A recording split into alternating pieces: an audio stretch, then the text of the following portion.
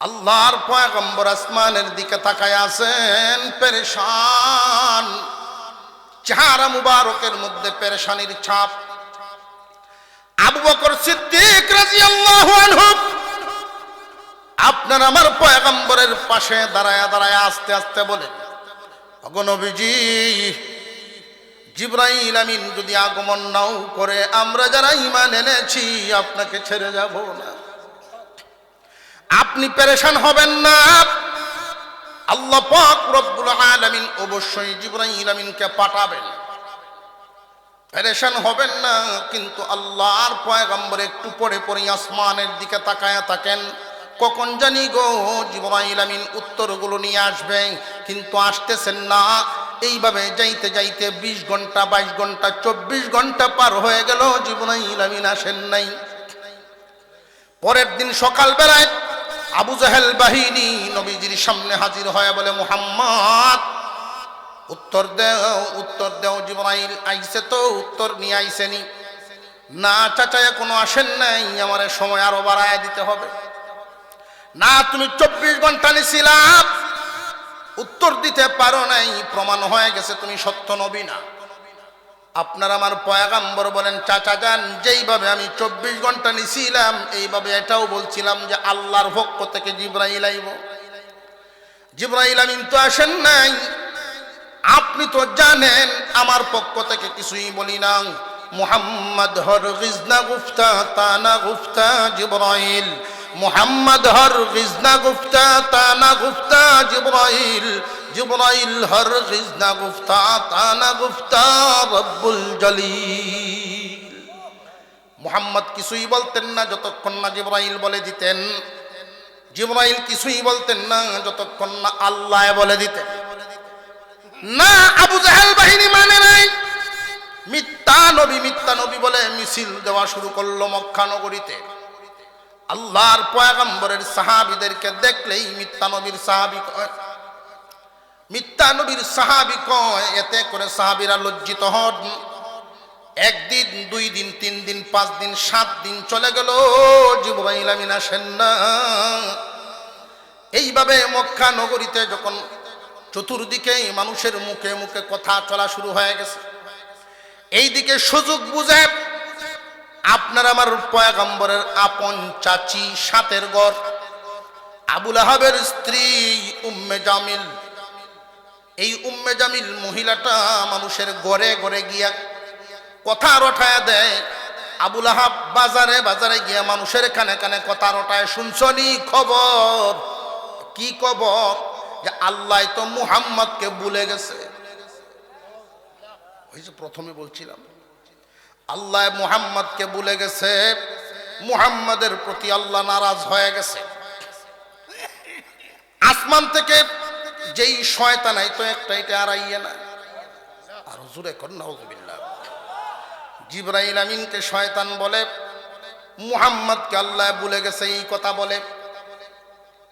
আপনারা হয়তো ভাবতেছেন যে এই কথায় আবার নবীজি এত কষ্ট পাওয়ার কি আছে? কে কি পরিমাণ কষ্ট পাবেন এটা এইভাবে বোঝানো যাবে না। যার দিলে যার মুহাব্বত সবচাইতে বেশি, সে বুঝবে তাকে হারানোর ব্যথা কত বেশি। চায়ের দোকানে বৈশাখ টেলিভিশনের খবর দেখতেছে, একজনে চা খাইতেছে আর খবর দেখতেছে। কি খবর? যে ঢাকা শহরে 5 তলা বিল্ডিং এর উপর থেকে পড়ে গিয়ে 3 বছরের এক শিশু নিহত। এই খবর শুনিয়া এই লোক যে সাকাইতেছে, খবরটা তো আসলে একটা বাচ্চা মারা গেছে, বেতা লাগার তো কথা। তো এই বাচ্চা তো তার পরিচিত না অপরিচিত? অপরিচিত। এই অপরিচিত খবর শুনিয়া মানুষ হিসাবে মানবিক দিক থেকে একটু আফসোস করে, আরে এর বেশি কিছু হইব? তো যদি কেউ খবর নিয়ে আসে যে তুমি এখানে চা খাইতেছ, তোমার নাতি ভানিক পড়ছে, তখন কি কইব? তখন কি এই কথা কইব যে আরে আমি চাটা খাই আই, তোরা যা? আর একটু জোরে কর না, সাথ হয়ে দৌড় দিব। কেন? যার মোহব্বত তার দিলের ভিতরে যতটুকু এর প্রভাব হয় ততটুকু। আমাকে আল্লাহ ভুলে গেছেন, আপনাকে আল্লাহ ভুলে গেছেন, আমরা যতটুকু ব্যথিত হব আল্লাহর রসুলের ব্যথাটা এরকম না। কথাটা বুঝাইতে পারলাম কিনা? হুজুরে আকরাম সাল্লাল্লাহু আলাইহি ওয়াসাল্লাম যখন শুনতে পাইলেন যে আল্লাহ ভুলে গেছেন, আল্লাহ তার প্রতি নারাজ হয়ে গেছেন, আপনার আমার পয়গম্বর মনে মনে ভাবতে লাগলেন ওহী যেহেতু বন্ধ, ইয়াদের কথা কি সঠিক কিনা। নবীজি চিন্তায় পড়ে গেলেন, সত্যি কি আল্লাহ আমাকে ভুলে গেছেন? আল্লাহ কি নারাজ হয়ে গেছেন নাকি? একদিন, 2 দিন, 5 দিন, 7 দিন, 10 দিন, 12 দিন, এইভাবে একাধারে 14 দিন পর্যন্ত ওহী বন্ধ। কয়দিন? 14 দিন পর্যন্ত ওহী বন্ধ। এই কারণে নবীজির মনেও এইরকম অনুভব হইতেছে, আল্লাহ কি সত্যি আমারে ভুলে গেছেন নাকি? মানুষের মত কথাটাই কি সঠিক হয়ে যায় নাকি? সেজদায় পড়ে তিনি কান্না শুরু করলেন, প্রভু, আবু জেহেল বাহিনী কেন গো, তামাম দুনিয়ার সব মানুষও যদি আমার বিরুদ্ধে চলে যায়, আমি মুহাম্মাদের বিরুদ্ধে যদি তামাম দুনিয়ার সব মানুষও চলে যায়, আমার কোনো কষ্ট নাই, আমার কোনো দুঃখ নাই।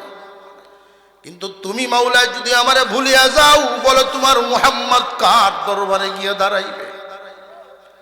এত লম্বা সেজদা দিয়া রাসূল কেঁদেছিলেন, আল্লাহর পয়গম্বরের চেহারা মুবারকে রক্ত জমা হয়ে গেছে। নবীজি সাল্লাল্লাহু আলাইহি ওয়াসাল্লামের চেহারা মুবারকে যখন রক্ত জমা হয়ে যায়, আল্লাহ রাব্বুল আলামিন বলেন, জিবরাইল রে, অপেক্ষা অনেক করেছি, আর না, জলদি ওহী লইয়া যাও। প্রশ্নের উত্তরগুলি জলদি লইয়া যাও। তবে হ্যাঁ, এই প্রশ্নের উত্তরগুলো দিবার আগে আমার রসুলকে খুশি করে লইও। বিশ্বনবী এই 14 দিনে যেই ব্যথা পাইছেন, এই ব্যথাটা আগে দূর করে লিও। জিবরাইল রে, তুমি তো জানো অন্যান্য নবী আর মুহাম্মদ নবী সমান না, সমান। জানিয়া রাখবেন, ইব্রাহিম আলাইহিস সালাম এমন এক নবী যিনি আল্লাহর জন্য পাগল। ঈসা আলাইহিস সালাম এমন একজন নবী যিনি আল্লাহর জন্য পাগল। মুসা আলাইহিস সালাম এমন একজন নবী যিনি আল্লাহর জন্য পাগল। সমস্ত নবীগণ এমন নবী যারা আল্লাহর জন্য পাগল। আর মুহাম্মদ এমন এক নবী, মুহাম্মদ নবী এমন এক নবী যার জন্য আল্লাহ পাগল। বেশ কম আছে না নাই?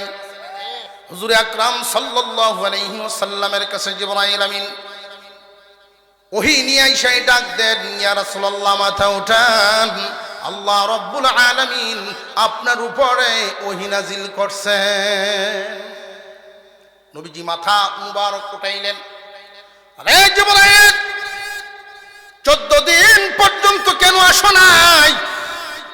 জিবরাইল আলাইহিস সালাম বলেন, ইয়া রাসূলুল্লাহ, ইয়া হাবিবাল্লাহ, আমারও মন চায় আপনার চেহারা মুবারক বারবার দেখার জন্য। সুবহানাল্লাহ, আপনার চেহারা মুবারক বারবার দেখার জন্য আমি জিবরাইলেরও মনে চায়, কিন্তু আল্লাহর হুকুম ছাড়া দুনিয়ার দিকে কদম বাড়াইবার ক্ষমতা নাই। আল্লাহ হুকুম দেন নাই, এই কারণে 14 দিন পর্যন্ত আসতে পারি নাই। কেন হুকুম দেন নাই? আল্লাহ কি দেখেন না মক্কার মানুষ আমারে কি কষ্ট দিছে, আমার সাহাবীদেরকে কি পরিমাণ কষ্ট দিছে, আল্লাহ কি দেখেন নাই? জিবরাইল আলাইহিস সালাম বলেন, ইয়া রাসূলুল্লাহ, আল্লাহ দেখেছেন, সব জেনেছেন, এরপরে ওহী কেন বন্ধ রাখছেন আপনি বুঝতে পারবেন। কুরআনুল কারীমের একখানা আয়াত আপনি শুনুন, ওয়ালা তাকুলান্না লিশাইইন ইন্নী ফাইলুন যালিকা গাদা ইল্লা আন ইয়াশা আল্লাহ। ওগো পয়গম্বর, কারোর সাথে যদি ভবিষ্যতের কোন কাজের ওয়াদা করেন, ইনশাআল্লাহ ব্যতীত করবেন না। 14 দিন পর্যন্ত বন্ধ। এই কারণে আপনি যখন বলেছিলেন 24 ঘন্টা পরে প্রশ্নের উত্তর দিবেন, ইনশাআল্লাহ বলেন নাই, ইনশাআল্লাহ বলেন নাই। এই ইনশাআল্লাহ শিক্ষা দেওয়ার জন্যই মহান আল্লাহ 14 দিন পর্যন্ত ওহী বন্ধ রাখলেন। মুফাসসিরিনে কেরাম প্রশ্ন করেন, ইনশাআল্লাহ শিক্ষা দেওয়াই যদি উদ্দেশ্য হইতো, ইনশাআল্লাহ যদি উদ্দেশ্য হইতো, তাহলে তো আল্লাহ সাথে সাথে ওহী নাজিল করে ইনশাআল্লাহ শিক্ষা দিতে পারতেন। পারতেন নি না? পারতেন না? পারতেন। 14 দিন অপেক্ষা কেন করাইলেন? ভাই জেনে রাখবেন, যেই জিনিসটা হাসিল করতে যত কষ্ট হয় এর কদর তত বেশি হয়। উম্মতে মুহাম্মাদি যখন জানবে ইনশাআল্লাহর জন্য নবীজি 14 দিন কেঁদেছেন, তখন উম্মতে মুহাম্মাদি ইনশাআল্লাহর আমল ভুলবে না। ভবিষ্যতের কোনো ওয়াদা করতে গেলে সাথে সাথে কি লাগাইব? আরো জোরে কোন, মনে থাকবো তো ইনশাআল্লাহ। ইনশাআল্লাহ বলিয়া যদি কেউ ওয়াদা করেন আর নিয়ত এরকম, তাকে ওয়াদা পূরণ করবেন। ওয়াদা পূরণ করার নিয়তে ইনশাআল্লাহ বলিয়া যদি ওয়াদা করেন, আপনি চেষ্টা করলেন ওয়াদা পূরণ করতে পারেন নাই, ওয়াদা খেলাফির গুনাহ হবে না। কথা বুঝে আসতেছে? আর ইনশাআল্লাহ বলিয়া যদি ওয়াদা করেন, নিয়ত সহি থাকে, ওয়াদা পূরণ করার জন্য আল্লাহর রহমত নাজিল হয়। আল্লাহর রহমত সাথে থাকে। যুবক রওনা দিছে, বাজারে যায়। মুরব্বী মানুষ আসরের নামাজ পড়ে তসবিহ পড়েন, রাস্তা দিয়ে হাঁটেন। জিজ্ঞাসা করতেছেন, বেটা কই যাও? বাজারে যাই, একটা খাসি কিনুন লাগে আমার। খাসি কিনতে কও, ইনশাআল্লাহ একটা খাসি কিনবো বাজারে গিয়ে। ইনশাআল্লাহ কইতারো না? কয় আমার পকেট ভর্তি টেকা, ইনশাআল্লাহ দেখি তা করতাম। পকেটও টেকা আছে, আমি ইনশাআল্লাহ কেন করতাম? কো বাবা তোমারও ওয়াজ কিতা করবো, যাও। ফিরত যখন আসে মাগরিবের পরে আবার দেখা। ও কিরে বেটা খাসি কই? ইনশাআল্লাহ টেকা সুরে নিছি। কইতে ওহন কই ইনশাআল্লাহ বাড়ি যাইতাছি, ইনশাআল্লাহ খায়া ঘুমায়া। কই বেটা ওহন ইনশাআল্লাহ মনে হইছে, যেই সময় কইছিলাম সেই সময় ভালো লাগছিল না। ইনশাআল্লাহ বলিয়া কথা বললে, ওয়াদা করলে রহমত তাকে কার? মনে থাকবো তো ইনশাআল্লাহ? আরো জোরে কোন, জোরে কোন, জোরে কোন, ইনশাআল্লাহ। আল্লাহ রাসূল এক হাদিসের মধ্যে বলছেন, এটা মুসলমান ওয়াদা করলে ইনশাআল্লাহ বলে ওয়াদা করবে। যেই লোকটা ইনশাআল্লাহ বলে ওয়াদা করবে, দেখেই চিনতে পারবে সে মুসলমান। মুসলমানের একটা পতাকা, এটা চিনার একটা চিহ্ন। হুজুরে আকরাম সাল্লাল্লাহু আলাইহি ওয়াসাল্লাম, আল্লাহ পাক রব্বুল আলামিন 14 দিন পর্যন্ত ওহী নাজিল করেন নাই, ওহী নাজিল করেন নাই। মোটামুটি একটা গ্যাপ হইছে না? হইছে না? প্রশ্নের উত্তর দিছেন পরে। এই সূরাতুদ দুহা কেন নাজিল করছেন আগে? জিবরাইল আলাইহিস সালাম বর্ণনা করেন, ওগো আল্লাহর পয়গম্বর, আল্লাহ রব্বুল আলামিন আপনার উপরে, আপনার শানে একখান সূরা নাজিল করছেন। ওয়াদ-দুহা ওয়াল-লাইলি ইযা সাজা মা ওয়াদ্দাআকা রাব্বুকা ওয়া মা ক্বালা ওয়ালাল আখিরাতু খায়রুল লাকা মিনাল উলা। রাতের একটা, দিনের একটা সময়ের কসম খাইলেন, রাতের একটা সময়ের কসম খাইলেন। এইখানে অনেকগুলো কথা আছে, শুধু সংক্ষিপ্ত আকারে কয়েকটা কথা বলেন এই কসমগুলোর লক্ষণ। শুধু জানিয়ে রাখেন, আল্লাহ যদি কোনো কসম খান, কম দামা বস্তুর কসম খাইবেন জীবনে। মহান আল্লাহ পাক রব্বুল আলামিন দিনের একটা সময়ের কসম খাইলেন, রাতের আর একটা সময়। যেই সময়টার কসম খাইলেন দিনদারের জন্য দামি, দুনিয়াদারের জন্য দামি। রাতের ঘুমের যেই সময়টা, নিঝুম রাত, গভীর রজনী দিনদারের জন্য দামি, দুনিয়াদারের জন্য দামি। এবার আসেন দিনের বেলার সময়টা, ভোর বেলায় সূর্য যখন উদয় হয়, সূর্যটা পরিষ্কার হয়ে যখন তামাম দুনিয়াকে আলোকিত করে, পরিষ্কারভাবে পুরা সূর্যটা যখন প্রকাশ পায়, এই সময়টার নাম হইল জুহা, সহাল সময়টা। এই সময়টা দুনিয়াদারের কাছে খুব গুরুত্বপূর্ণ সময়। একজন গৃহস্থ কৃষক মানুষ সারা দিনে যেই পরিমাণ কাজ করতে পারে, ফজরের পর থেকে নিয়ে সূর্যটা ভালোভাবে ওঠার আগ পর্যন্ত এই টাইমেই সারা দিনের সমান কাজ করতে পারে। তাহলে দুনিয়াদারের কাছে এই সময়টার দাম আছে না নাই? এবার আসেন দিনদারের কাছে এই সময়টার কত দাম। ফজরের নামাজ পড়ে একজন মানুষ যদি মনে করেন আমি জায়গা ছাড়বো না, যায় নামাজেই বসে থাকবো, ফজরের নামাজের পরে যায় নামাজেই কোনো মানুষ যদি বসে থাকেন, তসবিহাত আদায় করতে থাকেন, সূর্য যখন ভালো করে প্রকাশ পাওয়া যায়, ইশরাকের 4 রাকাত নামাজ পড়েন, 2 রাকাত করে নিয়ত করে করে। এই 4 রাকাত ইশরাক নফল আদায় করার কারণে নবীজি বলেন তার আমলনামায় একটা হজ, একটা উমরার সওয়াব দান করা হয়। দিনদারের জন্য এই দিনের এই সকালবেলার সময়টার দাম আছে না নাই? এবার আসেন রাতের, গভীর রজনীর কসম, গভীর রাতটা দিনদারের কাছেও দামি, দুনিয়াদারের কাছেও দামি। দুনিয়াদার 2 ধরনের, এক দল হলো সুর, বুঝেন নাই? সুরের লাগিন রাত, দিন সুবিধা না রাত। মূলত দুনিয়াদার হইল সারা দিন যারা পরিশ্রম করে, এদের তো রাত্রে ঘুমানো দরকার, ঘুমানো দরকার না। সারা রাত যারা ঘুমাইতে যায়, রাত যত গভীর হয় ঘুম তত বাড়ি হয়, আর ঘুম যত বাড়ি হয় শরীরের ক্লান্তি তত দূর হয়, অভাব তত পূরণ হয়। এটা দুনিয়াদারের ফায়দা। দিনদার যারা, রাত যত গভীর হয় আল্লাহর সাথে সম্পর্ক তত গভীর হয়। গভীর রজনীতে দুনিয়াদাররা বিবির ঘুমায়, দিনদাররা বিছানা ছেড়ে দিয়া যায় নামাজে দাঁড়ায়া আল্লাহর মহব্বতের খেলা খেলে। রাত এবং দিনের 2টা সময়ের কসম খাইলেন কেন? মুফাসসিরিনে কেরাম বলেন, এক তো গুরুত্বপূর্ণ সময়ের কসম খায়া আল্লাহ বুঝায়া দিলেন, দোস্ত 14 দিন পর্যন্ত যে ওহী বন্ধ রাখলাম, এর দ্বারা একটা ইঙ্গিত হলো রাতের পরে দিন, দিনের পরে রাত, রাতের পরে দিন, দিনের পরে রাত।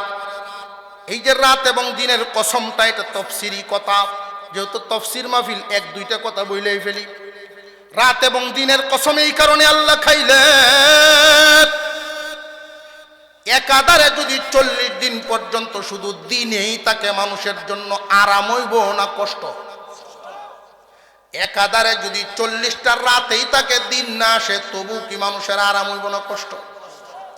দিনের পরে রাত, দিনে পরিশ্রম রাতে বিশ্রাম, দিনে পরিশ্রম রাতে বিশ্রাম, এটা হইল স্বাভাবিক নিয়ম। রাত এবং দিনের কসম খায়া আল্লাহ ইঙ্গিত দিলেন, ও দোস্ত আমার, আপনার উপরে আমি কোরআন নাজিল করি, কুরআনুল কারীম নাজিল হওয়ার কারণে আপনার উপর কষ্ট হয়, হামেশাই শুধু কষ্ট দিয়া দিয়া 14 দিন পর্যন্ত ওহী বন্ধ রাইখা আমি আল্লাহ আপনারে বিশ্রাম নেওয়ার সুযোগ করে দিলাম।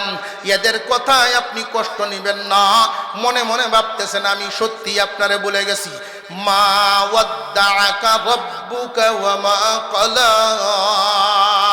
রাত এবং দিনের কসম খায়া বলি, আপনার রব আপনাকে ভুলেন না। রাত এবং দিনের কসম খায়া আল্লাহ বলেন আপনাকে ভুলেন নাই।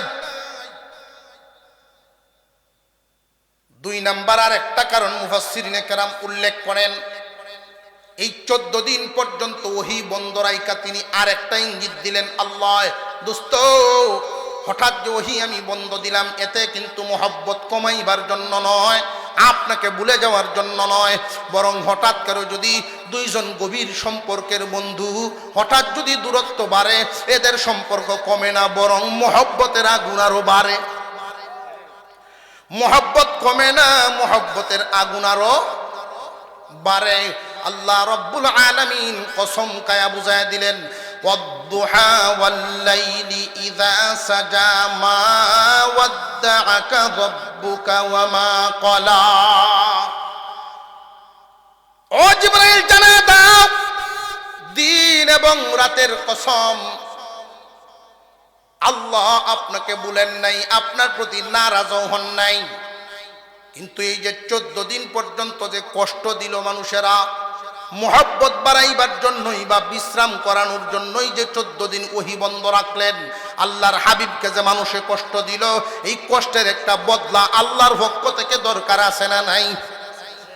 আল্লাহ রব্বুল আলামিন জানায়া দিলেন, ওয়ালাল আখিরাতু খায়রুল লাকা মিনাল উলা, ওয়ালাল আখিরাতু খায়রুল লাকা মিনাল উলা। ও দোস্ত আমার,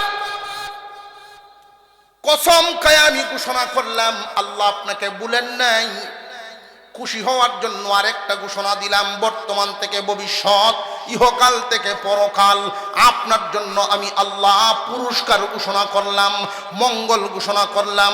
আপনার জন্য ইহকাল থেকে পরকালে কল্যাণ দেওয়া হবে, পুরস্কার দেওয়া হবে, এমন কিছু পুরস্কার যেই পুরস্কার কোনো পয়গম্বরকে দান করা হয় নাই। কিয়ামতের কঠিন ময়দানে আপনার আমার পয়গম্বরকে আল্লাহ পাক কিছু পুরস্কার দান করবেন, কোন সুবহানাল্লাহ। এমন পুরস্কার দিবেন যেই পুরস্কার কোনো নবীকে দান করেন নাই। মুফাসসিরিনে কেরাম বর্ণনা করেন সেই পুরস্কারগুলো কি কি। 1 নাম্বার থেকে শুরু করে পুরস্কারগুলো কিয়ামতের কঠিন ময়দানে আল্লাহ পাক রব্বুল আলামিন যখন মানুষগুলোকে মাটির থেকে উঠাইতে থাকবেন ইসরাফিলের সিংহার মাধ্যমে, কিয়ামতের কঠিন ময়দানে হাসরের মাঠে সব মানুষ হাঁটিয়ে হাঁটিয়ে হাসরের মাঠের দিকে মিছিল দিয়া এইভাবে দলে দলে যাইতে থাকবে, সবাই হাঁটিয়ে যাবে। একজন মাত্র মানুষের জন্য আল্লাহ হাঁটার ব্যবস্থা রাখবেন না। আল্লাহ ডাক দিয়া বলবেন, দোস্ত আপনি হাঁটিয়া যাবেন না, সবাই হাঁটিয়া যাবে, কিন্তু আপনি আমার হাবিব, আপনি হাঁটিয়া যাবেন না। আপনার জন্য একটা উটের ব্যবস্থা করা আছে, সওয়ারির ব্যবস্থা। এই উটের পা গুলো থাকবে স্বর্ণ এবং রূপা দিয়া বাদাই করা, লাগামটা থাকবে হীরা মানিক মুক্তা দিয়া, গদিটা থাকবে রেশম কাপড় দিয়া সাজানো। দোস্ত আপনি হাঁটিয়া যাবেন না, উটের উপরে সওয়ার হইয়া যা। والضحى والليل إذا سجى ما ودعك ربك وما قلى وللآخرة خير لك من الأولى। ও দোস্ত আমার, ইহকাল থেকে পরকালে আপনার জন্য মঙ্গল রহিয়াছে। 1 নাম্বার পুরস্কার হলো এই সোয়ারি দেওয়া হবে আপনাকে। সোয়ারির উপর যখন আপনারা আবার নবী সোয়ার হয়ে যাবেন, লাগাম ধরার জন্য আল্লাহ ঘোষণা দিবেন, দোস্ত আপনার একজন সাহাবী ডাক দেন যেন লাগাম ধরিয়া টানিয়া টানিয়া নেয়, উটের লাগামটা যেন ধরে সামনে দিয়া টাইনা আপনাকে নিয়ে যায়, উটের উপরে বসায়া। একজন সাহাবীরা ডাক দেন, ওই দিন আপনার আমার নবী তাকাইবেন, কারে ডাক দেওয়া যায়, সব সাহাবীরা তাকায় রইছে নবীজির দিকে, কারে রেখে কারে ডাক দিব। একজন সাহাবীর দিকে তাকাইলেই তো তার ত্যাগ, ইসলামের জন্য কি করছে সব মনে আছে না নাই, সব তাকায় রইছে। এই মুহূর্তে কারে ডাক দিবেন? বিশ্বনবী বলেন, প্রভু মঙ্গল পুরস্কার দিছেন আপনি, পুরস্কার দিছেন আপনি, নামটাও আপনি ঘোষণা দেন।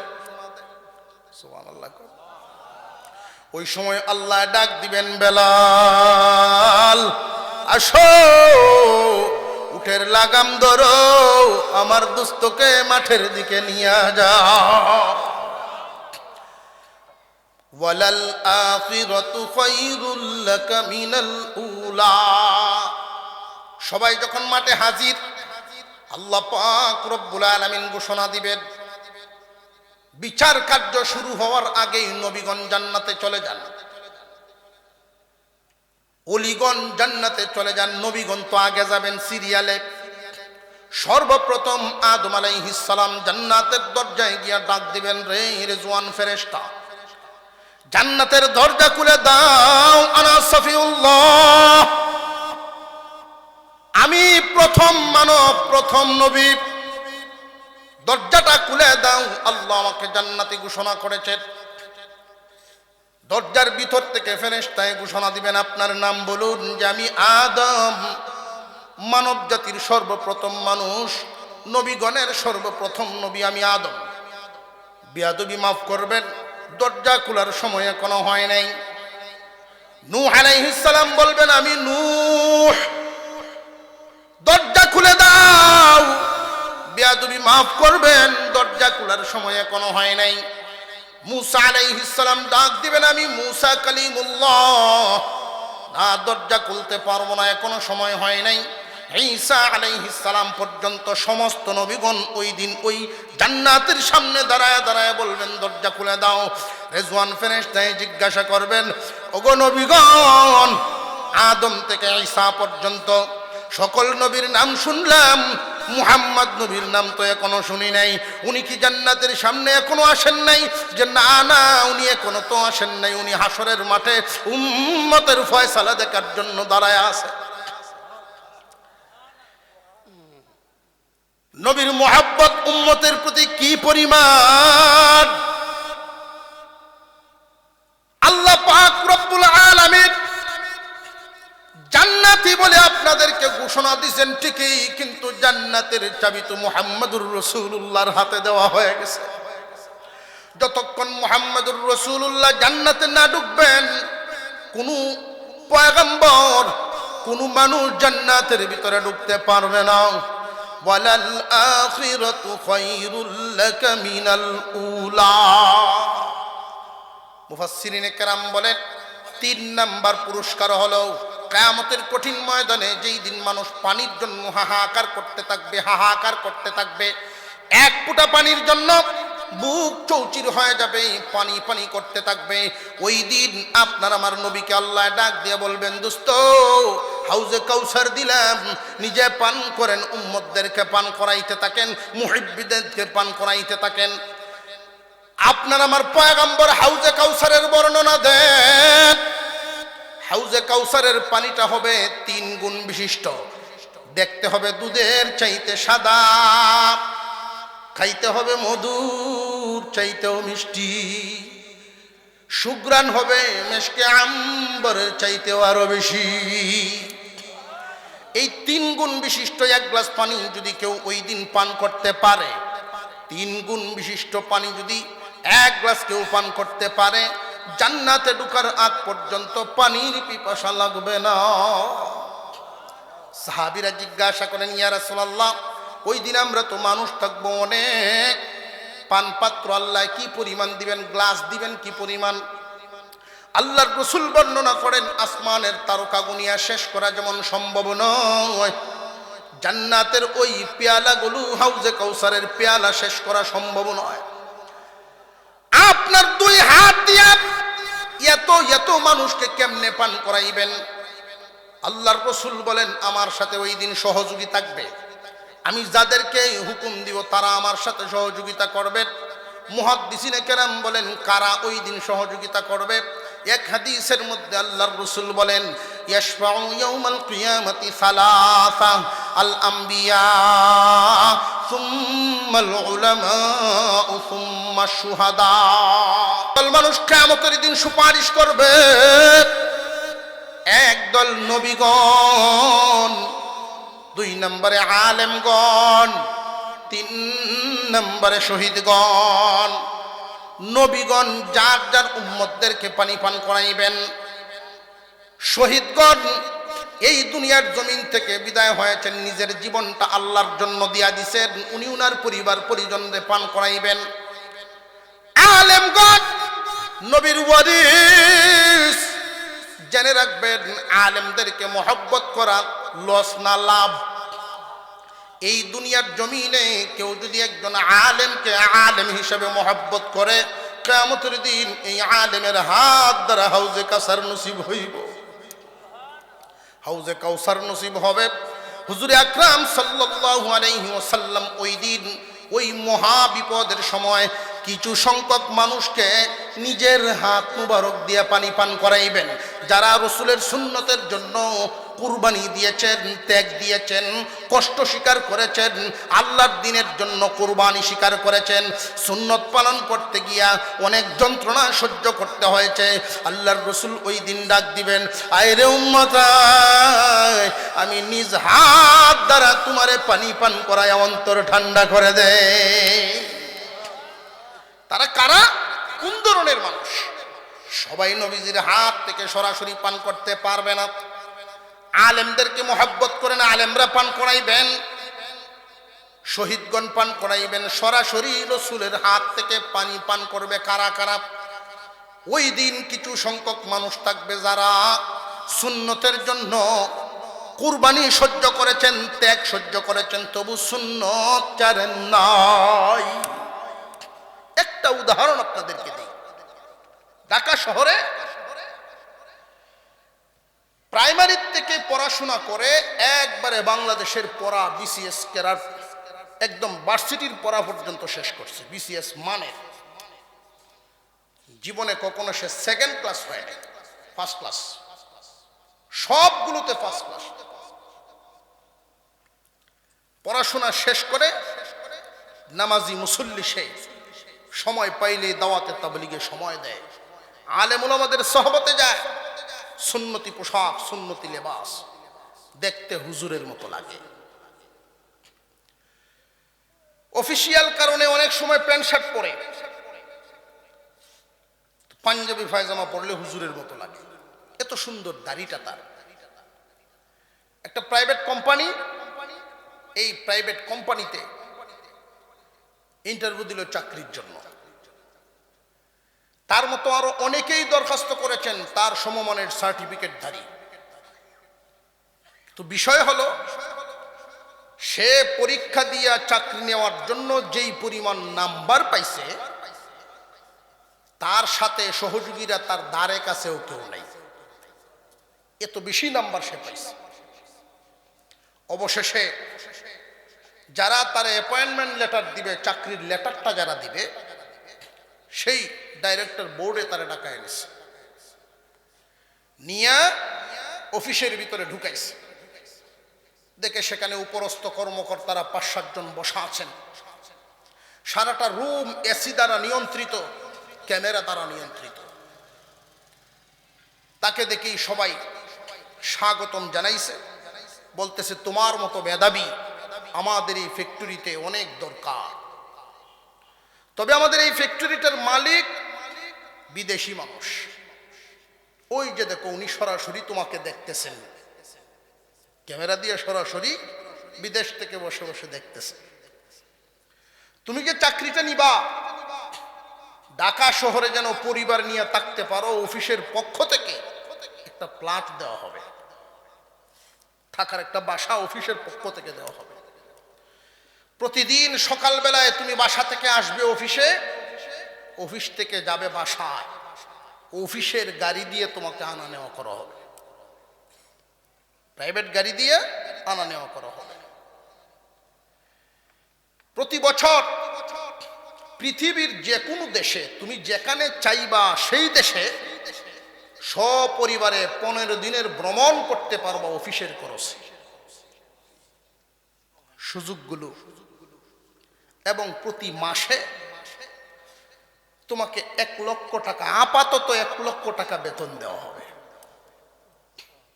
সুযোগ সুবিধাগুলো কম না, অনেক বেশি, অনেক বেশি। কিন্তু বাবা দেখো, তোমার সার্টিফিকেট ভালো, মেধা ভালো, সব ঠিক আছে, ওই যে মালিক তোমাকে দেখতেছেন, উনি আপত্তি করেছেন তোমার দাড়ির উপরে। এই মুহূর্তেই আমরা অ্যাপয়েন্টমেন্ট লেটার নিয়েই বসা।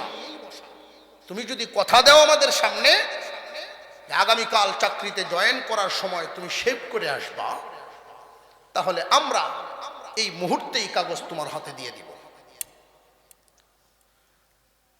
বিশ্বনবীর উম্মত, মনোযোগের সাথে কথাগুলো শুনবেন। দাড়ি অনেকেই রাখেন, নবীর মহব্বতে রাখেন, আবার অনেকেই রাখেন বিপদে পড়ে রাখেন।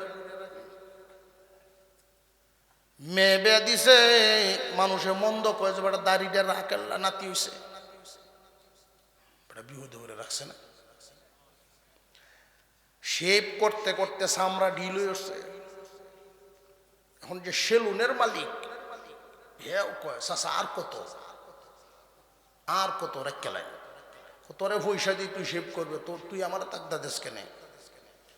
আপনার একটা একটা একটা মুখ শেভ করতে আমার দুইজনের সময় লাগে, চামড়া ঢিল হয়ে উঠছে, টানা দিল লাগে, দেরি হয়, বড় যন্ত্রণা করলাম, বিহুদে বুঝে রাখছে। বুড়া হয়ে গেলে কেউ যদি শার্ট ফিনদে খারাপ দেওয়া যেত না, পাঞ্জাবি ফিনদে। এখন আসলে কি সুন্নত হিসাবে না বয়সের? বয়সে পাঞ্জাবি ফিন্দাইছে, বয়সে দাড়ি রাখাইছে, নবীর মহব্বতে না। কথা বুঝে আসতেছে? আর যুবক বয়সে যদি কেউ দাড়ি রাখে, অনেক সময় দাড়ির কারণে তার বিপদের সম্মুখীন হইতে হয়। নিজের বাপ মায়াও কয়, কলেজে পড়ে ওখানে দাঁড়িয়ে রেখেছে, মনে হচ্ছিলাম এটা একটু বাবুক সাবুক হইব, দাঁড়িয়ে রেখে মেসা হয়ে গেছি, কয়নি না কয় না, আছে না নাই? এরপরে ও দাড়ি ছাড়ে না। বন্ধু বান্ধব তারাও এটা লিয়ে ডং করে, কিরে এই বয়সে দাঁড়িয়ে রেখে চস, শেখাইছস গুতা হেরে। যত কওয়াই কোক দাড়ি ছাড়তাম না। বিয়ার সময় জামাই দেখতো শ্বশুর বাড়ির লোকেরাও হেরে কুসা দিয়ে কথা কয়। ছেলের বাপের জিগাইলে কি আপনার শুরু ভাই, কত বিয়া ভাঙলো, এই দাড়ির কারণে কত যন্ত্রণা করণ লাগলো। এরপরেও যুবকের কথা হইল, বিয়া ভাইলে ভাই নইলে নাই, দাড়ি ছাড়তাম না। এই দাড়ির কারণে কুরবানি কি দেওয়ান লাগছে না তার? আর জোরে কাট। বয়সের দাড়ি আর এই সুন্নতি মোহব্বতের দাড়ির মান কি এক? কথা কই না এক? যুবককে টেবিলের সামনে যখন এই প্রস্তাব দেওয়া হয়, তোমাকে গাড়ি দেওয়া হবে, বিদেশে ভ্রমণের সুযোগ দেওয়া হবে, প্লাট দেওয়া হবে, লাখ টাকা বেতন, এই মুহূর্তেই অফার গ্রহণ করো, শুধু দাড়ি কামাইবা। যুবক ডাক দেয়া কয়, শুনেন কান পেতে, পড়াশোনা করেছি মানুষ হওয়ার জন্য, অমানুষ হওয়ার জন্য না। এই যে ডিগ্রিগুলো দেখতেছেন, এই ডিগ্রিগুলো আমার মানুষ বানানোর পথ দেখায়, মানুষ হওয়ার পথ দেখায়, অমানুষ হওয়া নয়। আমি একজন মুসলমান, চাকরির কারণে যদি আমি বিশ্ব নবীর কলিজায় আমি ছুরি লাগায়া দেই, নবীজির গলায় যদি আমি ছুরি লাগায়া দেই, এই বেতন দিয়ে আমি করবটা কি? এই আরামের বাসায় আমি ঘুমাইমু কেমনে? শুনে রাখেন, এমন চাকরির দরকার নেই। শিক্ষিত হইছি মানুষ হওয়ার জন্য, খাবার খাওয়ার জন্য, পেট চালাইবার জন্য। প্রয়োজনে ঢাকা শহরে রিক্সা চালায় ভাত খাবো, তবু নবীজির কলিজায় আঘাত দিব না। কিয়ামতের কঠিন ময়দানে এমন ব্যক্তিদেরকে আল্লাহর রাসূল ডাক দিবে না, এরে উম্মত আয়, আমি নিজ হাত দিয়ে তোরে পানি পান করাইতাম। হাউজে কাউসারের পানি সব মানুষ আল্লাহর পয়গম্বরের হাত থেকে পাবে না। সুন্নতের জন্য যারা কুরবানি স্বীকার করেছেন, ত্যাগ স্বীকার করেছেন, এরপরেও নবীর সুন্নত দিয়ে দাড়ি দিয়া মুখটারে সাজায়া রাখছেন, নেকি দিয়া ভরপুর করায়া রাখছেন। কেউ পছন্দ করো আর না করো, আল্লাহ তো পছন্দ করেন। কেউ পছন্দ করো, কেউ খুশি হও আর না হও, আল্লাহ তো খুশি হইবেন। আরো জোরে কর। অনেকটাই যদি জিগাই যে দাড়িটা রাখতে লাইন, হুজুর অনুমতি লইয়া লই, কি অনুমতি করতে? কে অনুমতি আল্লাহ রসুল দিয়ে দিচ্ছেন? কয় না, গড় তো আছে, তাইনের অনুমতি তো দরকার, গড়ের অনুমতি হলে দরকার। ডক্টর শহীদুল্লাহ 18 ভাষার পণ্ডিত। কয় ভাষা? আপনারা ঘুমে ধরেছে। 18 ভাষার পণ্ডিত ডক্টর শহীদুল্লাহ। উনি সংসার করেছিলেন দুইটা। তো দ্বিতীয় বিবি আধুনিক শিক্ষার শিক্ষিত, উনি বলতেছেন যে দেখেন আপনি বিশ্বের কত বড় বড় কনফারেন্সে যান, কত বড় বড় অফিসারদের সাথে সাক্ষাৎ করেন, এই হুজুর সাজ্জা কেন লাগে যাওন লাগে, এই বয়সই দাড়ি না রাখলে কি চলে না? আমার ভাবতে দাও, নতুন বউ আমার একটু ভাবতে দাও। 1-1.5 মাস পরে বিবি আবার জিজ্ঞাসা, আবার জিজ্ঞাসা করছেন আমি যে বলছিলাম ভাবছেন? কয় না, আমি এখনো ভাবনাতেই আছি যে দাড়ি ছাড়তাম না বউ ছাড়তাম। বিবি সাহেবকে আমার মাফ করে দেখুন, এই দাড়ির উপরে আর আমার কোনো মন্তব্য নাই, তো আমার ছাড়ুন না।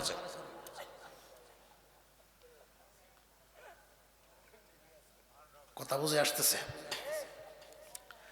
এইভাবে আল্লাহর রাসূলকে আল্লাহ তাআলা আখিরাতে অনেক পুরস্কার দিবেন, দিয়া নবীজি এখন খুশি। 14 দিনের আগাতে কাফেররা যে আঘাত দিয়েছিল মনে আছে না? সূরা নাজিল করছেন, দিন রাতের কসম খায়া প্রথম বলছেন আপনার আল্লাহ আপনার রব আপনাকে ভুলেন নাই, আপনার প্রতি নারাজও হন নাই।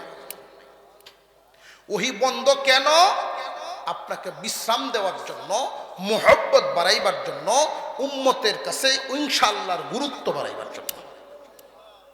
কয়েকটা কারণ। আর এই সুযোগে যে 14 দিন পর্যন্ত ওরা আপনাকে কষ্ট দিল, এই কষ্ট লাঘবের জন্য আমি পুরস্কার ঘোষণা করলাম। এই পুরস্কারটা শুনেন, দুনিয়া থেকে আখিরাতে আপনার জন্য কল্যাণ রহিয়াছে, পুরস্কার রহিয়াছে। কিছু খুশি হয়েছেন?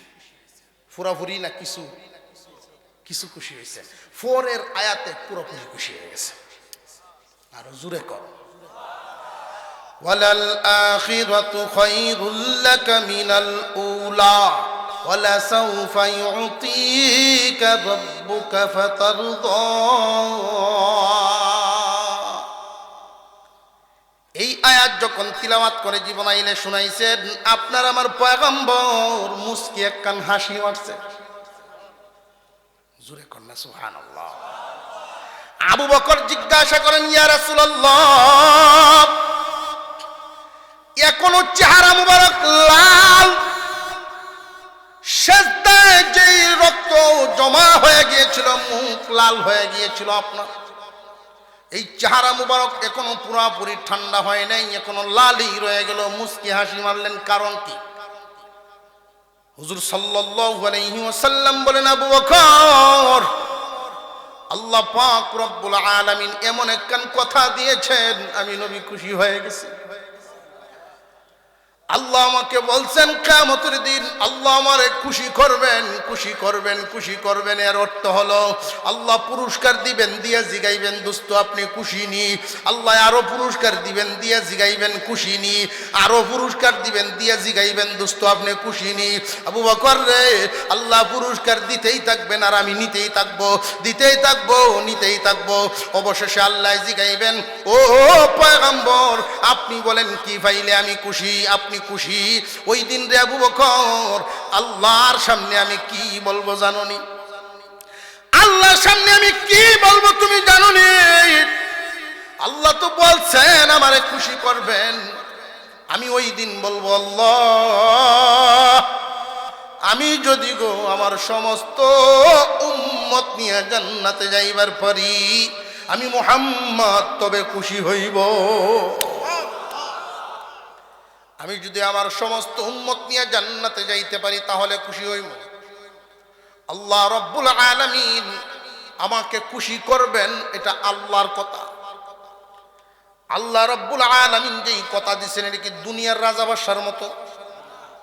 দুনিয়ার রাজা বাদশার কথাও একটা ব্যবহার হয়, উল্টা পাল্টা হয় না? দুনিয়ার রাজা বাদশার হাতে যদি সব ক্ষমতা দেওয়া হইতো উভয় আসিল না। আল্লাহ পাক কথা দিয়েছেন আমারে খুশি করবেন। আমি ওই দিন ওই সময় খুশি হব যেই দিন, যেই সময় আমার সমস্ত উম্মত নিয়ে জান্নাতে যাইতে পারবো। মুহাদ্দিসিন ওয়াল মুফাসসিরিন ব্যাখ্যা করেছেন আরেক হাদিসে, কিয়ামতের দিন আল্লাহ ডাক দিয়া বলবেন, দোস্ত আমার আপনার সমস্ত উম্মতেরা আসল উম্মত না, অনেক নকল উম্মত। কেউ হইল নামের উম্মত, কেউ হইল কামের উম্মত। আছে না নাই? কেউ নামের, কেউ কামের। নামেরটার কোন দাম আছে? একবারটার নাম মাস্টার, নামই মাস্টার। ব্যাংকে গেলে বেতন পাইব, যে আমার বেতন দেও। কেন? আমার নাম মাস্টার, আমি মাস্টার, বেতন দেও। কোন স্কুল? স্কুল নাই, স্কুল নাই, এমনি বেতন দিব? বেতন দেব। নামে কাজ হবে না, কাজের কাজ। যারা কাজের উম্মত ওদেরকে ওই দিন আল্লাহ পাক রব্বুল আলামিন বলবেন, দোস্ত দুইটা হাত এইভাবে আপনি ছড়ায়া দেন, দুই হাত আপনি ছড়ায়া দেন। যারা সত্যি আপনার খাঁটি উম্মত, আপনার দুই হাত আমি মাশরিক থেকে মাগরিব পর্যন্ত প্রশস্ত করে দিব। আপনার সত্যিকারের উম্মত যারা, আপনার এই দুই হাতের সীমানার ভিতরে ঢুইকা যাইব তারা। নবীর মুহাব্বত যাদের দিলের ভিতরে থাকবে, এই মুহাব্বত থাকে দিলে, প্রকাশ হয় মুখে, বোঝা যায় আলামতে দেহে। মুহাব্বত উৎপত্তি হইল অন্তর থেকে, স্বীকারোক্তি জবানে, ব্যবহার বডিতে। শুধু অন্তর আছে, এটার কোনো দাম নাই। অন্তরে আবু তালিবের মুহাব্বত কম আসিল না, মুখে আছে অন্তরে নাই। এটা হইল মুনাফিকদের আলামত, যে মুখে আছে অন্তরে নাই। বুঝবেন কেমনে যে অন্তরে নাই? বোঝা যায় বডিতে যদি না থাকে। যদি বডিত না থাকে বোঝা যাইব অন্তরে নাই। মুখ আর বডি যদি ঠিক হয় তাহলে বোঝা গেল অন্তরেও আছে। অন্তরে নবীর মুহাব্বত তখনই প্রকাশ পাবে যদি পকেটে মিসওয়াক থাকে, চেহারায় দাড়ি থাকে, পোশাক সুন্নত তরিকায় থাকে, কাজ কাম উঠা বসা খাওয়া দাওয়া সুন্নতের সাথে মিল থাকে। আর যদি দেখা যায় বছরে একদিন আশেকে রসুলের মিছিল দেয়। একদল আছেন নামদারি আশেকে রসুল, এরা শুধু ঈদে মিলাদুন নবী হইলেই কামড়ি বানায়। 12ই রবিউল আউয়াল আইলেই দেখবেন মিছিল দেওয়া। নবীর মুহাব্বত, নবীর মুহাব্বত একটারও তুতা ঠিক নাই, পকেটও মেসওয়াক নাই, বিড়ি পাওয়া যায়। দেখছে আলামত। নবীর মুহাব্বত দিলের ভিতরে থাকলে কিয়ামতের দিন আল্লাহর রসুলের সুপারিশের আওতায় পড়ে যাবেন। নবীজি পুরাপুরি খুশি হওয়ার পরে এখন আল্লাহ রব্বুল আলামিন আরেক ভাষায় নবীজির সাথে সূরার ভিতরে কথা বলেন। এই সূরায় আল্লাহর রসুলের সাথে আল্লাহ পাক তিন চার ভঙ্গিতে কথা বলেছেন। প্রথম কসম, এরপরে ঘোষণা দেন, এদের কথায় কান দিবেন না, আমি আপনারে বলি নাই। সুবহানাল্লাহ। আপনি আমার অন্য নবীর মতো না, অন্য নবীরা আমার পাগল আর আমি আল্লাহ আপনার পাগল।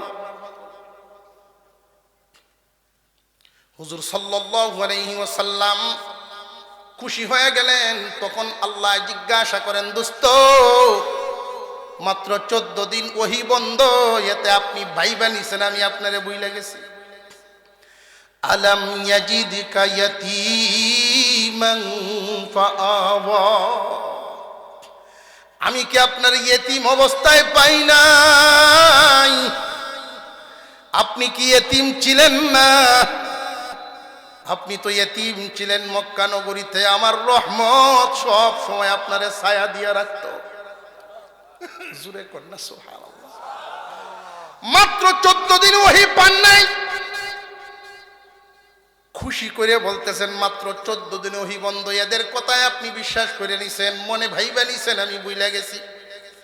আপনি যেদিন এতিম ছিলেন ওই দিনও আমি ভুলি নাই। মা আমিনা কুলে নিয়ে দাঁড়ায় আছেন মক্কার বাজারে। হালিমাতুস সাদিয়া কাফেলার সাথে আসছেন মক্কায় বাচ্চা নেওয়ার জন্য, দুধ পান করাইয়া লালন পালন করে কিছু পয়সা কামাইব। মক্কা নগরীর তখনকার সময়ের এই রেওয়াজ। হালিমাতুস সাদিয়া যখন বাজারে ঢুকলেন, হালিমা সর্বপ্রথমেই দেখলেন বাজারের কোণার মধ্যে একজন মহিলা বাচ্চা কোলে নিয়ে দাঁড়ায় আছে। হালিমাতুস সাদিয়া চোখের মধ্যে আল্লাহ পাক বাসায় দিলেন, আমিনার কুলে দেখা যায় পূর্ণিমার চাঁদ। হালিমার চোখে বাসাইছেন কে? আরো জোরে কর, আল্লাহ বাসাইছেন। আল্লাহ অন্য কোন মহিলার চোখে বাসাইলেন না কেন? এই হালিমার চোখে কেন বাসাইলেন? আল্লাহ পাক তার দুস্তরে লালন পালন করাইবেন, যেন মহিলা দিয়া করাবেন না, যেমন তেমন মহিলা দিয়া করাবেন না। উনার নাম হালিমা। হালিমা শব্দের অর্থ হইল সহনশীলা। কি শিলা? সহনশীলা। সব মহিলা সহনশীলা হয় না। অনেক মহিলা তাকে বাচ্চা একটু বুগাইলে এমন এক থাপ্পড় মেরে বয়, ফিডো এমন খিল মেরে বয়। আর জোরে কোন আছে না নাই? আর এক রুম থেকে বাপে যদি কয় এত মারতা চোখের লাগিল, তোমারে কোন দুপুরে দৌড়াইম, তোমারে দৌড়াই, বাপ দৌড়ায় আর কথা কয় না বাবারে। আল্লাহ রব্বুল আলামিন এই জন্যই সহনশীলা মহিলা উনার দুস্তের জন্য নির্বাচন করছেন। কোন সুবহানাল্লাহ। হালিমা সারাদিন বাজারে ঘুরছেন, সন্ধ্যা বেলায় স্বামীর কাছে দরখাস্ত করেন, স্বামী হে, খালি কুলে যাব না।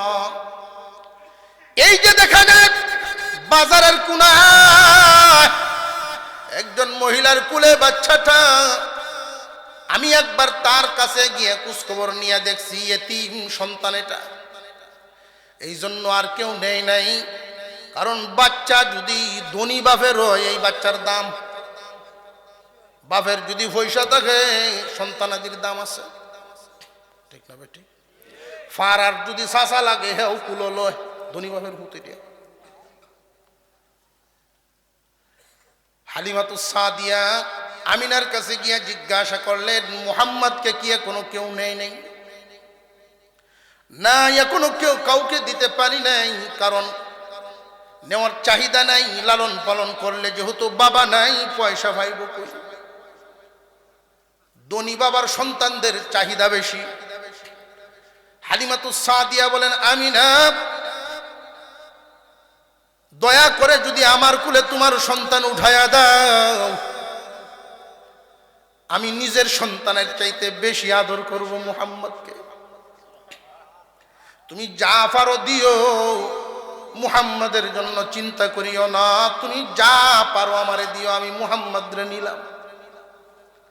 এই মুহাব্বত হালিমাতুস সাদিয়ার অন্তরে ঢাইলা দিছেন আল্লাহ। আলাম ইয়াজিদকা ইয়াতীমান ফাআওয়া, আমি কি আপনাকে এতিম অবস্থায় পাই নাই? অভিভাবক আমি মিলাই দিছি। আমি জায়গায় জায়গায় গেছেন, ওইখানে আমার রহমত আপনার সাথে রয়েছে। এদের কথা 14 দিনে ভাবছেন আমি ভুইলা গেছি? না, আমি আল্লাহ আপনারে ভুলি নাই। হালিমাতুস সাদিয়া যেই দিন আপনার আমার পয়গম্বরকে কুলে উঠায় নিলেন, হালিমা বর্ণনা করেন, আমার কুলে যখন উঠাইলাম, মুহাম্মদকে কুলে নেওয়ার সাথে সাথে আমার কলিজা শীতল হয়ে গেছে। জীবনে এত আরাম পাই নাই, বুঝে ফেলেছি মুহাম্মদ সাধারণ কোনো শিশু না। আমি কুলে নিয়ে যখন উটের উপরে সোয়ার হলাম, হালিমার স্বামী সামনে, হালিমা বসছেন বাচ্চাকে নিয়ে পিছনে। লাগাম টানে, চাবুক দেয়, কিন্তু উঠতো শোয়া থেকেই উঠে না, সামনের দিকে কদম বাড়ায় না। 2-3 বার চেষ্টা করা হলো, কিন্তু কাজ হয় না। হালিমার স্বামী বলেন, হালিমা, এই শিশু নিয়ে তুমি সামনে বসো আর আমি পিছনে বসি। যেই মাত্র ওনার স্বামী পিছনে বসলেন আর হালিমা বিশ্ব নবী মুহাম্মদকে সামনে নিয়ে যখন বসছে, উটের এমন গায়ে শক্তি আসছে, সকল কাফেলারে পিছনে ফেলে সামনে সামনে চলা শুরু করছে। ঐতিহাসিকগণ বলেন, দুনিয়ার মানুষ কান পেতে শুনিয়া রাখো, হালিমা তার কুলে মুহাম্মদ শিশু মুহাম্মদকে সামনে নিয়ে বসার কারণে উটের শক্তি বাড়ছে, উটের গতি বেড়ে গেছে। তোমরা যদি মুহাম্মাদের নীতি তোমাদের সামনে রাখতে পারো, জীবন চলায় তোমাদের আদর্শ বানাইতে পারো, তোমাদের জীবন চলার গতিও অন্যদের চাইতে বাড়িয়া যাইব। বাড়িতে গেছেন লইয়া হালিমাতুস সাদিয়া স্বামীকে সকালবেলায় ডাকতেছেন, উঠেন উঠেন উঠেন, গোয়াল করে যান, বকরি ভেড়াগুলো দুধ দিব, দুধ দহন করেন। ছোট্ট এক বালতি নিয়ে গেছেন, প্রতিদিন আধা বালতি হয়। এমন বাড়া বাড়ছে, এই বালতি বড়ছে, এক বালতি থইয়া গিয়ে আবার আর এক বালতি আনছে। আশ্চর্য। হালিমারে বুঝে ফেলেছি, যেই বরকতি শিশু আমাদের ঘরে আসছে রে, সাধারণ কোন শিশু নয়, তার যত্ন বাড়ায় দেয় আল্লাহ, আমরা রে বরকত বাড়ায় দেয়। আলাম ইয়াজিদকা ইয়াতীমান ফাআওয়া, আপনাকে কি আমি ইতিম অবস্থায় পাই নাই? অতঃপর অভিভাবক আমি মিলাইয়া দিছি, জায়গায় জায়গায় অভিভাবক আমি আল্লাহ মিলাইয়া দিছি। আপনি যেখানে গেছেন বরকত সেখানে ঢেলে দিছি, যেন আপনার মোহাব্বত বাড়ে। কেমন বাড়া বাড়ছে? হালিমার নিজের একটা সন্তান ছিল, এই সন্তানকে রাখতেন সাইটে শোয়া, আপনার আমার নবীকে রাখতেন বুকের উপরে ধরিয়া। এইভাবে লালন পালন করতে করতে 2 বছর বয়স হয়ে গেছে। দুধ পান করানোর সময় শেষ। হালিমাতুস সাদিয়া ছাড়তে চায় না, এই বরকতি জিনিস আমি ছাড়বো না, বরকতি সন্তান ছাড়বো না। মুহাম্মদ যদি চলে যায় আমার বরকত চলে যাবে। রেওয়াজ নীতি অনুযায়ী মক্কায় নিয়ে আইছে। আয়েশা বলতেছেন, আমিনা শহরে মুহাম্মদকে এখনই রাখার দরকার নাই, মহামারী আছে, বিভিন্ন রোগ বালাই আছে, তোমার নিয়ম অনুযায়ী দেখায় নেওয়ার জন্য আসছি, আমার সাথে করে আবার লইয়া যাই। হুজুর সাল্লাল্লাহু আলাইহি ওয়াসাল্লামকে নিয়ে আবার চলে গেছেন। ওইখানে রইলেন 4 বছর বয়স পর্যন্ত। হঠাৎ একদিন হালিমার একটা মেয়ে ছিল, তার বড় বোন, মেয়েটার বয়স ছিল 10-11। মুহাম্মদ শিশু, মুহাম্মাদের বয়স 4 বছর। 10-11 বছরের মেয়েটা মুহাম্মদকে এমন আদর করে, নিজের ভাইটার চাইতে বেশি আদর করে। আল্লাহু আকবার। আদর করবে না কেন গো? জিবরাইল যার দেখার জন্য পাগল। 2 বছর বয়সের সময় যখন মক্কায় নিয়ে গিয়েছিল, আমিনা এবং হালিমা দুইজন একটা পাথরের উপরে বসছেন। নবীজিকে কুলে বসায় বসায় চেহারার দিকে তাকান আর কান্দেন। আমিনায় চোখের পানি ছাড়ে আর কান্দে। আব্দুল্লাহর কথা মনে হইতেছে। আজকে যদি আব্দুল্লাহ থাকতো কতই না খুশি হইতো, কুলে নিয়ে কত জায়গায় বেড়াইতো। আল্লাহ রব্বুল আলামিন জিবরাইল আমিনকে বলেন, জিবরাইল রে, আমিনা কান্দে, আব্দুল্লাহ নাই, আমার দোস্তের বাবারে নিয়ে আসছি, এই জন্য কান্দে, কোথাও বেড়াইতে পারে না। হালিমা আমিনা তারা তো জানে না, এমন একটা সময় আমার দোস্তের আমি এমন জায়গায় বেড়াইতে নিব যেইখানে কোনো নবী রাসূল যাইতে পারে নাই, আমি আমার দোস্তকে মেরাজ গমন করাইব।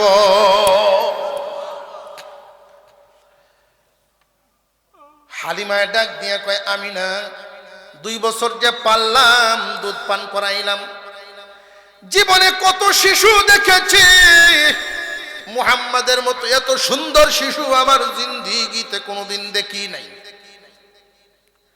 আমিনা ডাক দিয়া কয়, হালিমা তুমি গ্রামের মানুষ, তুমি এত শিশু কোথায় দেখবা? আমি শহরের মহিলা হয়েও আমার মুহাম্মাদের মতো এত সুন্দর শিশু আমার জীবনেও দেখি নাই।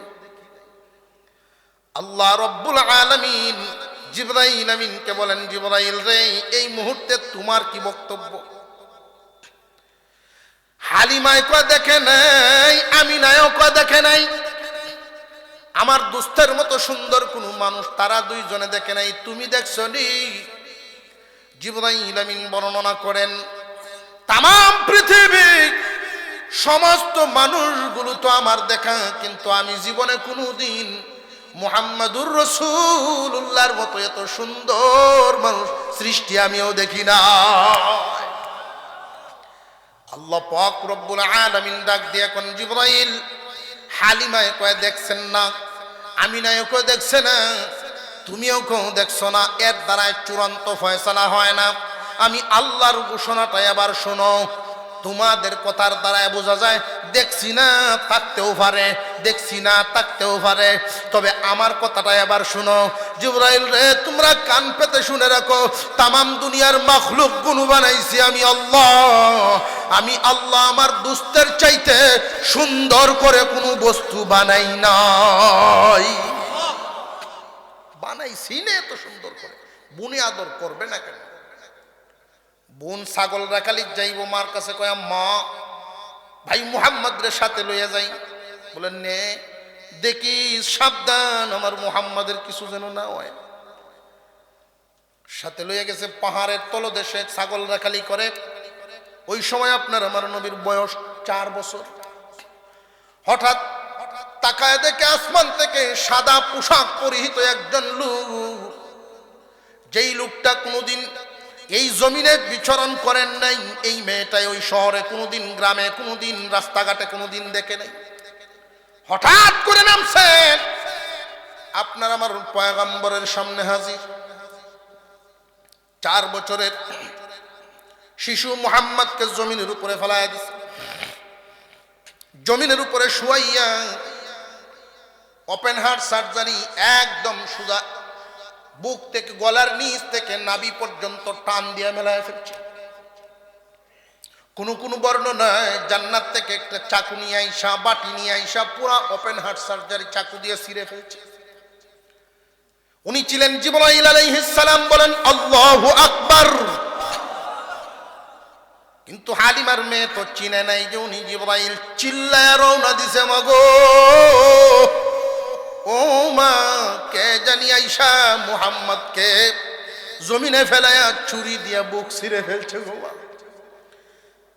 হালিমা পাগলিনের মতো দৌড়ায় কান্দে, পাহাড়ের দিকে যাইতেছেন আর কান্দতেছেন, হায়রে এতিম শিশু মুহাম্মদ, এই মুহাম্মদ রে কে মারলো, কে রে তুমি? দৌড়ায় গেছেন, গিয়া দেখেন নবীজি ওই জায়গাতে উনি দাঁড়ায় আছেন। হালিমাতু সাদিয়া গিয়া জড়ায়া ধরছেন, বাবা কি হয়েছে তোমার? ওই সময় আল্লাহর রাসূল একটু ভয়ে কাঁপতেছিলেন। বাবা তোমার কি হয়েছে? দেখি কোনো দাগ দুগ আছেনি? না, কোনো আঘাতের দাগ নাই। ছোটবেলায় একবার ওপেন হার্ট সার্জারি করাইছেন, এটাকে শক্তে সাদার বলে। এই জন্য করাইছেন 4 বছরের পর থেকে বাচ্চাদের খেলাধুলার প্রতি একটা লোভ জাগে। আল্লাহ রাব্বুল আলামিন ওনার দুস্থকে রাহমাতুল লিল আলামিন করে পাঠাইছেন। খেলার মোহাব্বত এই দিলে থাকবে না, এই দিলের ভিতরে থাকবে শুধু আল্লাহর মোহাব্বত। সিনা পরিষ্কার করা আছে। হালিমাতু সাদিয়া ভয় পাইতেছেন, সারা রাত ঘুমান নাই, সকালে উঠেই রওনা দিয়েছেন মক্কার দিকে লইয়া। আমিনা নেও তুই গেলাম। আমিনা মারা গেলেন 6 বছরের সময়। দাদার তত্ত্বাবধানে রইলেন। দাদা মারা গেলেন 8 বছরের সময়, চলে গেলেন চাচার তত্ত্বাবধানে। লম্বা ইতিহাস। 12 বছর যখন বয়স হয়ে গেছে, চাচাও নিয়ে গেছেন খাদিজাতুল কুবরার কাছে। ও খাদিজা, আপনি ধনী মানুষ, কত কর্মচারী আপনি নিয়োগ দেন, ছাগল রাখালি করান। আমার ভাতিজা আব্দুল্লাহর ছেলে মুহাম্মদ, তারে আপনি রাইকা দেন, কয়েকটা ছাগল তার বন্টনে দিয়ে দেন, রাখালি করবে, আপনার বাড়িতে থাকবে, খাইবে। যদি পারেন কিছু বেতন দিবেন, কাপড় চোপড় দিবেন, তারে দেখশুন করবেন। চাকরি দিয়ে দিলেন খাদিজাতুল কুবরার বাড়িতে। খাদিজা থেকে ছিলেন তখনকার সময়ের আরব বিশ্বের 5 নম্বর ধনী। কয় নম্বর? 5 নম্বর। কিছু ছাগল, বকরি, ভেড়া ওনার আন্ডারে দিলেন। হঠাৎ করে মাস দেড়েক পরে অন্যান্য রাখালরা ঈশা খাদিজার কাছে আপনার আমার নবীর বিরুদ্ধে নালিশ দিল। কি নালিশ? ও মালকিন, মুহাম্মদ নামক যেই শিশু, যেই ছেলেটা আসছে আমাদের সাথী ভাই, তার আন্ডার আপনারে যেই ছাগল কাশিগুলো লইয়া যায় বড় আজীব, ঘাস খাওয়ায় না। মুহাম্মদ যেখানে বসে থাকে পাহাড়ের সাথে হেলান দিয়া তার বন্টনের সমস্ত কাশিগুলো তারে ঘিরে রেখে বসে থাকে, ঘাস খায় না। সমস্ত খাসি বকরি বেড়া জমিনের ঘাসে মুখ লাগায় না, সবগুলো মুহাম্মদকে নিয়ে ঘিরে বসে থাকে। এইভাবে যদি চলতে থাকে কাশিগুলো তো স্বাস্থ্যহারা হয়ে যাবে। খাদিজাতুল কুবরা গভীর রজনীতে সবাই যখন ঘুমায়া যায়, রাতের বেলায় উনি ইনকিয়ারের জন্য বেরোইলেন, দেখশুন করার জন্য। মুহাম্মাদের বকরা বকরিগুলো যেখানে থাকে ওই ঘরের ভিতরে গিয়া ঢুকলেন। আশ্চর্য ব্যাপার, বকরি বেড়ার ঘরের ভিতরে ঢুকলে ওদের পেশাবের একটা দুর্গন্ধ আছে না নাই?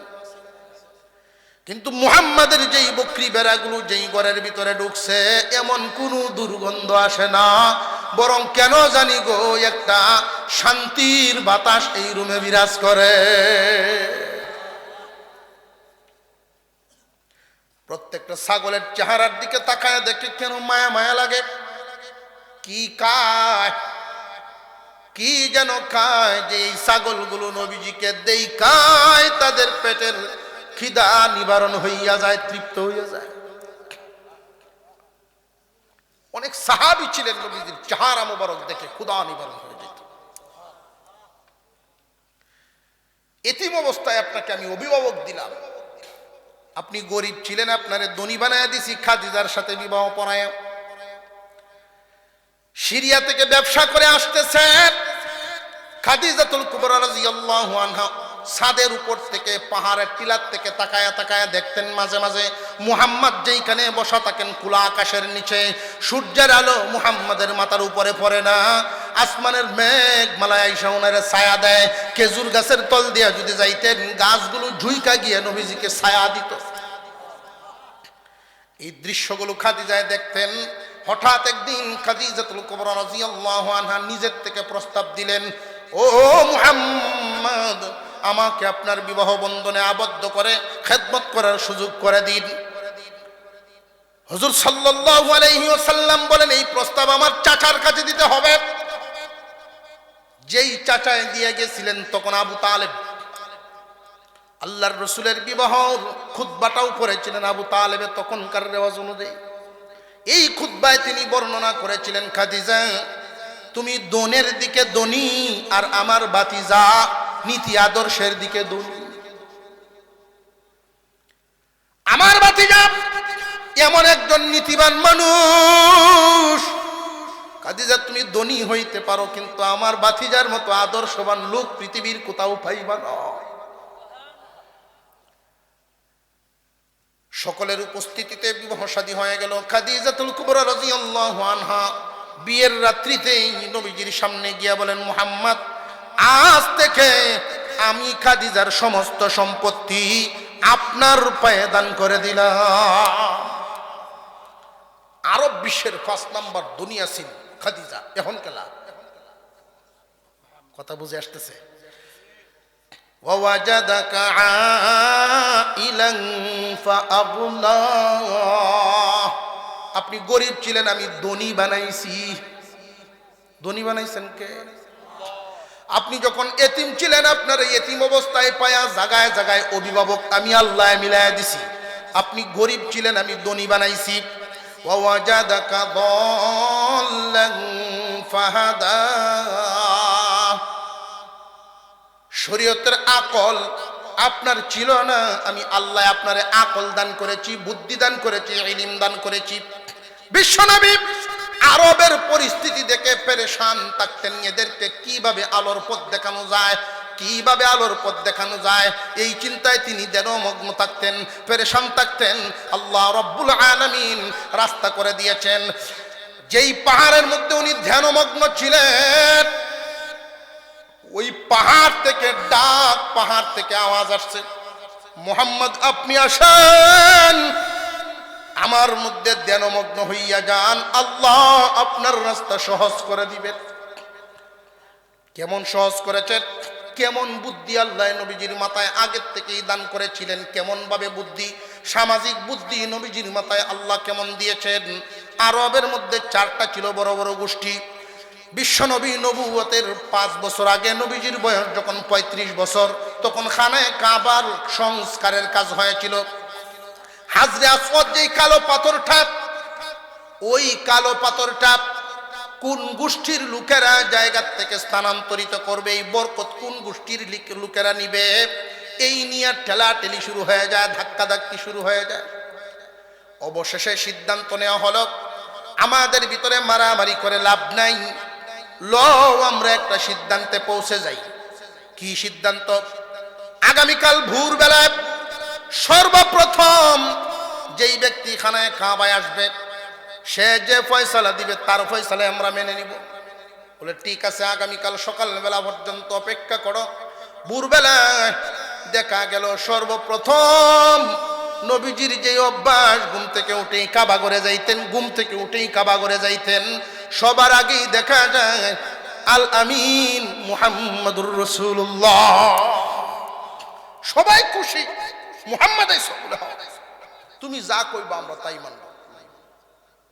সার গোষ্ঠী কারে রাইকা কারে খুশি করা যায়? নবীজি উনার গায়ের চাদরখানা, এই চাদরখানা 2 পল্লা করে আগে বিছাইলেন জমিনে, নিজের হাত দ্বারা ওই হাজরে আসওয়াদের পাথরটা চাদরের উপরে রাখলেন। 4 গোষ্ঠীর 4 নেতারে ডাক দিলেন, আপনার 4 জন আইসা 4 কোনায় ধরেন, জায়গা মতো নিয়ে যান, আবার ওইখান থেকে জায়গায় এনে থইয়া যাইবেন, সমানভাবে আপনারা বরকত পাইলেন। আল্লাহ রব্বুল আলামিন বুঝায় দিলেন, দোস্ত আমার, এই জ্ঞান এই বুদ্ধি আপনার ছিল না, আমি আল্লাহ দিছি। গোষ্ঠীর মানুষরা খুশি টিকেই, কিন্তু আসল বরকত তো আপনার। তারা 4 গোষ্ঠীর 4 জন যে ধরছে, তারা কি পাথরে ধরছে না চাদরে ধরছে? পাথরে ধরছেন কে? সুবহানাল্লাহ। পাথরে ধরছেন নবীজি, তারা ধরছে চাদর, চাদর ধরে তারা খুশি। আসল বরকত নবীজির। আল্লাহ পাক রব্বুল আলামিন বলেন, দোস্ত আপনি যখন এদেরকে নিয়ে পেরেশান ছিলেন, শরীয়তের রাস্তা, শরীয়তের ইলম, অজানা জ্ঞান আমি আল্লাহ আপনারা দিলাম। 1 নাম্বার, আপনাকে ভুলি নাই, মানুষ আপনারে কষ্ট দিছে, এই জন্য পুরস্কার দিলাম। এরপরে আল্লাহ জিজ্ঞাসা করেন, আপনি কি এতিম ছিলেন? ছিলেন না? এতিম ছিলেন, আমি ওই দিনও আপনারে বলি নাই। আপনি গরিব ছিলেন, ধনী বানাইছি। পথ হারা ছিলেন, পথ দেখাইছি। পথ হারা বলতে বিশ্বনবী জীবনে কখনো স্লিপ কেটেও কখনো ভুল করেন নাই। শরীয়তের পথ ছিল না ওনার কাছে, আল্লাহ দান করেছে। এবার আল্লাহ পাক বলেন, দোস্ত আপনাকে যে এতগুলো নিয়ামত দিলাম, সুতরাং আপনি এই নিয়ামতগুলো নিয়ে আপনি এবং আপনার উম্মতদেরকে আমি কিছু সবক দিচ্ছি, এই সবকগুলো পালন করবেন। ফাআম্মাল ইয়াতীমা ফালা তাকহার, আপনি এবং আপনার উম্মত কখনো এতিমদেরকে ধমক দিবেন না, এতিমের প্রতি কঠোর হবেন না। আজকাল সুযোগ পাইলে এতিমের মাল খাইতে চায়।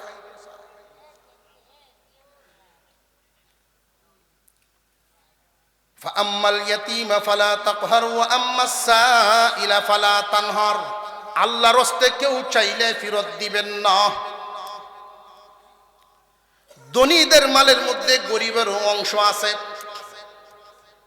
এরপরে আল্লাহ যারে যেই নিয়ামত দেন, এই নিয়ামতের শুকরিয়া আদায় করা, আমলের মাধ্যমে, কথার মাধ্যমে। দোস্ত আপনারে আমি নিয়ামত দিছি, আপনি হাদিস বর্ণনা করেন, যেই ইলম দিলাম এই ইলম বর্ণনা করেন, আপনার উম্মতদেরকে জানায়া দিবেন। আলেমরা যেন তাদের ইলম বর্ণনা করে, ধনীরা যেন তাদের ধন সম্পদ দ্বারা ভালো আচরণ করে। যারে যেই নিয়ামত আমি দান করি, এই নিয়ামতের শুকরিয়া যেন আদায় করে।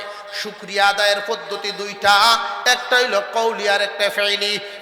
জবানের মাধ্যমে শুকরিয়া আদায় করা, আচরণের মাধ্যমে, ব্যবহারের মাধ্যমে শুকরিয়া আদায়। যারে যেই পদ আল্লাহ দিলেন, এই পদের দায়িত্ব পালন করার মাধ্যমে শুকরিয়া আদায় করা। এরপরে আল্লাহ পাক তিনটা প্রশ্নের উত্তর শিখাইয়া দিছেন। এই সূরাখানা আলোচনা করার পরে 1 নাম্বার প্রশ্নের উত্তর দিছেন যে কোন মানুষটা সূর্য উদিত স্থান থেকে অস্তমিত স্থান পর্যন্ত নিজের চোখে দেখছিল। এই লোকটার নাম যুলকারনাইন। লোকটার নাম বাদশাহ যুলকারনাইন। আল্লাহ উনাকে এমন তৌফিক দান করেছিলেন, একটা মুজিজার ঘোড়া দান করেছিলেন ওনাকে। এই ঘোড়ায় ছড়ে যুলকারনাইন চাবুক মারতেন, প্রতিটা কদমে মাঝে মাঝে 12,000 মাইল করে চলতেন। কুদরতি ঘোড়া আল্লাহ পাক রব্বুল আলামিন ওনাকে দেখাইছিলেন। কতক যুবক তারা গর্তের ভিতরে কতদিন একটানা ঘুমাইয়া ছিল। আল্লাহ বলেন তারা একটানা 300 বছর অতিরিক্ত আরো 9 বছর ঘুমাইয়াছিলেন। 300 বছর অতিরিক্ত আরো 9 বছর। এই অতিরিক্ত 9 বছরটা কেন বললেন? তার কারণ হলো ওই যে আবু জাহেল পাঠাইছে একদলের কাছে উত্তরান্ত, মনে আসেনি? তৌরাত ইনজিলের আলেমদের কাছে। তৌরাত এবং ইনজিলের আলেম ওলামারা তারা বর্ষ গণনা করে সূর্যের হিসাবে, আর আপনি উত্তর দিবেন চাঁদের হিসাবে মিলবে না, গন্ডগোল হবে। এই জন্য আপনি দুনুঠা বইলা দেন। তারা চন্দ্রের হিসাবে হিসাব করবে না, সূর্যের হিসাবে করবে। ইংরেজি মাস, সূর্যের হিসাবেরটা কি? ইংরেজি মাস। আর ইংরেজি মাস 28 আছে, ফেব্রুয়ারি 29 আছে, 30 আছে, 31 আছে। আর আরবি মাস চাঁদের হিসাব হয়তো 29 নইলে 30, 28 নাই, 31 নাই, বেশ কম আছে না? বেশ কম হয়ে যাবে। সুতরাং আপনি এমন ভাবে উত্তরটা দেন তারা ওইখান থেকে উত্তর নিয়ে আসলে যেন আপনার তাকে বাতিল করার কোনো সুযোগ না পায়। রূহ সম্পর্কে তারা প্রশ্ন করেছে, আপনি শুধু এতটুকুন বলেন যে ওরা নিজের রূহ নিজে দেখে না, নিজের চোখ নিজে দেখে না, রূহ ব্যাপারে কি জানবো, কি বুঝবো? ওদের তো ইমানেই নাই। শুধু এতটুকুন বলে দেন এই দুনিয়ার চক্ষু দিয়ে রূহ দেখা যায় না, রূহ আল্লাহর একটা হুকুম মাত্র। আমরা যখন দম সারি তখন এই দম বের হয়ে আল্লাহর অনুমতি নেই। আল্লাহ তোমার বান্দার ভিতরে ঢুকতাম না বাইরেছি, বাইরেই থাকতাম। আল্লাহ যদি বলেন আবার ঢুকো, তখন শ্বাস টান দিতে পারবেন, নিতে পারবেন। আল্লাহ যদি বলেন না বেরোইছে বেরোইছে, আর টান দিয়ে নিতে পারবেন না। রূহ কি জিনিস? আল্লাহর হুকুম মাত্র। আল্লাহ আমাদেরকে বুঝার তৌফিক দেন, বলুন আমিন। তাফসীর মাহফিলকে কবুল করেন, বলুন আমিন। আমরা আত্তাহিয়াতুর সূরাতে বসি, আস্তাগফিরুল্লাহ, দুরূদ শরীফ পড়ি।